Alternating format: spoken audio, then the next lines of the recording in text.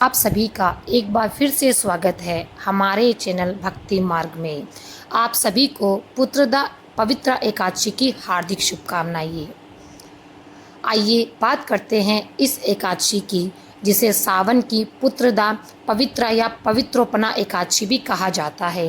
एक समय की बात है, महाराज युधिष्ठिर ने भगवान श्री कृष्ण से पूछा, हे भगवान, आपने कामिका एकादशी का महत्व बताया, कृपा करके आप बताएं कि सावन शुक्ल एकादशी का क्या नाम है और इसको करने की क्या विधि है और इसमें किस देवताओं की पूजा की जाती है। तब भगवान श्री कृष्ण मुस्कुराए और बोले, हे राजन, सावन शुक्ल एकादशी का नाम पुत्रदा और पवित्र एकादशी है। इसकी कथा सुनने मात्र से ही वाजपेयी यज्ञ का फल मिलता है। आज मैं तुमको इसकी कहानी सुनाता हूँ। राजा महिजीत का महिष्मती नगर पर शासन था। उसे राजपाट में कोई रुचि नहीं थी, क्योंकि उसे कोई पुत्र नहीं था। उसे राज्य सुखकारी नहीं लगता था। पुत्र प्राप्ति के लिए उसने दान पुण्य और यज्ञ हवन किए, लेकिन राजा महिजीत का मानना था कि अगर पुत्र न हो तो पृथ्वी और स्वर्ग दोनों ही लोग कष्टकारी होते हैं। राजा ने पुत्र प्राप्ति के लिए कई उपाय किए, लेकिन उन्हें सफलता नहीं मिली। इससे वे और भी दुखी हो गए। वृद्धावस्था आती हुई देखकर राजा अपनी प्रजा और विद्वानों को बुलाकर कहने लगा कि मैंने इस जन्म में तो कोई पाप नहीं किया। मेरे खजाने में अन्याय से उपार्जन किया हुआ धन नहीं।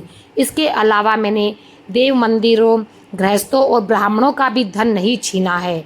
मैं प्रजा का पुत्र के समान पालन करता हूँ और सन्यासियों को भी भरपूर दान करता हूँ।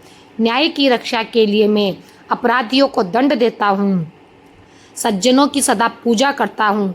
इस प्रकार धर्मयुक्त राज्य करता हूँ, लेकिन फिर भी मेरा कोई पुत्र नहीं। उसके कारण मैं दुख पा रहा हूँ।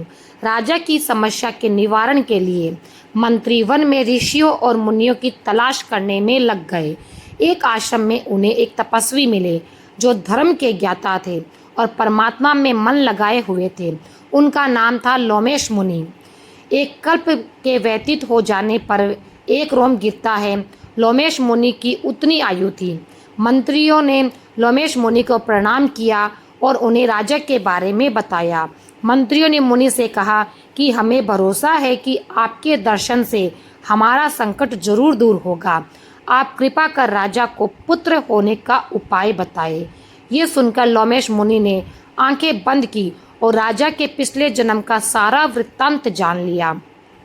तब मुनि ने बताया कि राजा पिछले जन्म में एक निर्धन वैश्य था। निर्धन होने के कारण उसने बहुत बुरे कर्म किए। वह एक गांव से दूसरे गांव व्यापार करने जाता था। एक समय ज्येष्ठ माह के शुक्ल पक्ष की एकादशी थी। वहां पर दो जीव भूखे और प्यासे थे। वे एक जलाशय पर पानी पीने गए थे। उस स्थान पर गाय जल पी रही थी। उसने गाय को जल पीने से हटा दिया और खुद जल पीने लगा। इस पाप के कारण राजा निसंतान रह गया। एकादशी के दिन भूखा रहने से वह राजा तो बन गया और प्यासी गाय को जल पीने नहीं दिया। उसके कारण वह पुत्रहीन बनकर दुख भोग रहा है। तब मंत्रीगणों ने कहा, हे मुनि, आप वो उपाय बताएं जिससे राजा का ये पाप नष्ट हो जाए और उन्हें पुत्र मिले।